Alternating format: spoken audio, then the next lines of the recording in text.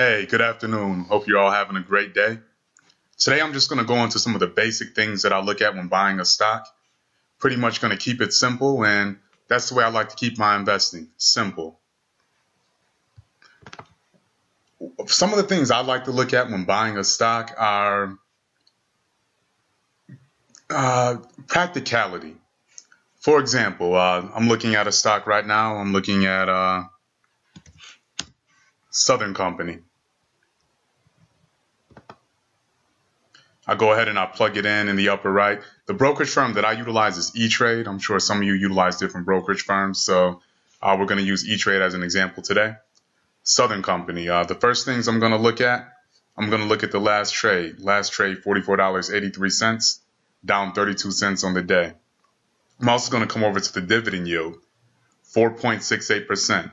Very respectable dividend yield. That lets me know that with respect to the stock's price, the dividend on a yearly basis is going to represent 4.68% of the stock's price.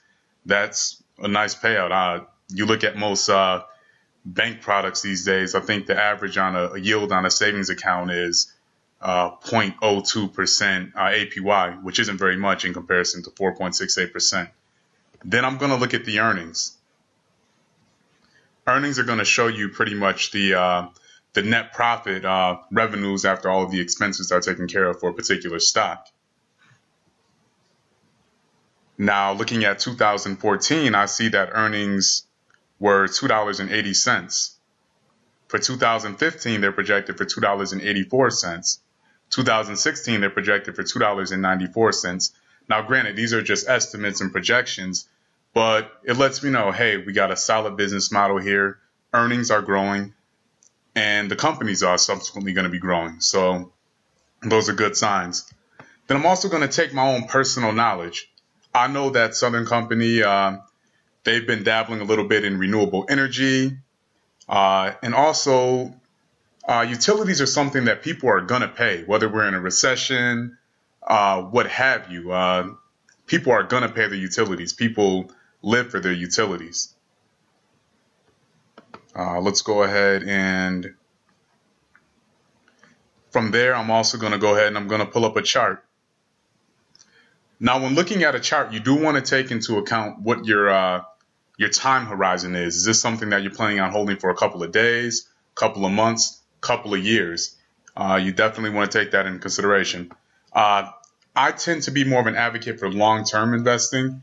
Now, granted, I do incorporate different strategies into my trading and investing, but to get started, I do more so advocate for our beginners, our long-term investing. So I went ahead and I pulled up a 10-year chart.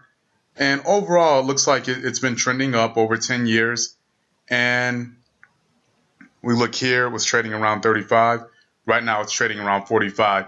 Not the biggest increase in the world, but the good thing about this company is that they do pay that dividend.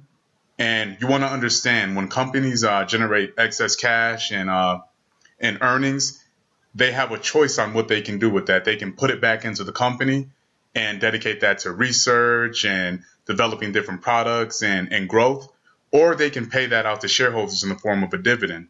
Sometimes when companies like this that have a very good dividend yield, they may not be as growth oriented, but the good thing about that is you can generate income, and chances are companies that do pay solid dividends, they do have solid business models. And we know that Southern Company, for those that aren't familiar with Southern Company, we can go ahead and pull up the snapshot here. It's an operating public utility company. The company constructs, acquires, owns, and manages generation assets, including renewable energy products, and sells electricity at market-based rates. And we know electricity isn't going anywhere anytime soon. Another company that I had my eyes on, I wanted you guys just to get a glimpse of some of the things that I look at, and you can incorporate this into your own trading or do whatever knocks you out. All right, let's see here. Church & Dwight. Now, this company is more of a household products type of company. Now, this is another company that tends to be somewhat recession-proof. So it's good for someone who's willing to take on less risk. That's another thing you want to be aware of when investing is your risk tolerance. If you're more of a safe person you may not be looking for a pharmaceutical company that's going to have to worry about some big FDA approval date or whether they can market a risky drug. A lot of those companies, it can be hit or miss. And if you hit, you may hit big, but if you miss, you may miss big. But companies like Church & Dwight that manufacture and send out household goods, they're a little bit more safe. And if you look at this company over 10 years, it's been trending pretty much upwards. So we start down here. It was down below $20 around 2006. Here we are. It's trading above $80. So pretty steady growth. And even right around this period in time, 2007, 2008, we were in a pretty heavy recession, and they still held up. Now we want to come back over to the snapshot on this one. We're going to go ahead and take a look at what they do. I'm sure a lot of you know what Church & Dwight does. They have Kaboom, household cleaning products, Orange Glow, home pregnancy tests, ovulation test kits. They get into toothpaste. Another big one with this company is I did some research on the website. They do manufacture Trojan condoms. So, I mean, let's face it, sex sells. These are things that even in a recession, their products are still going to sell. We'll take a look at the earnings on this one.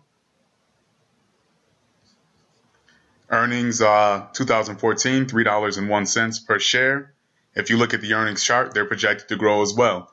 Lets you know that it's going to be a pretty safe company.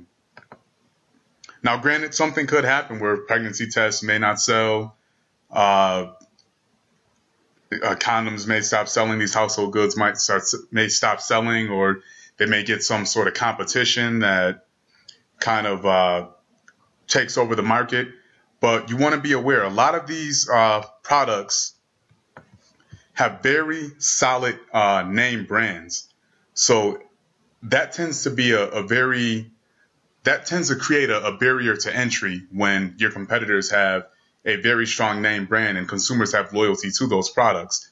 So that's something you also want to be aware of with a company like this, is that has a very loyal following, and there's a good chance that in the future they're going to continue to churn out good numbers.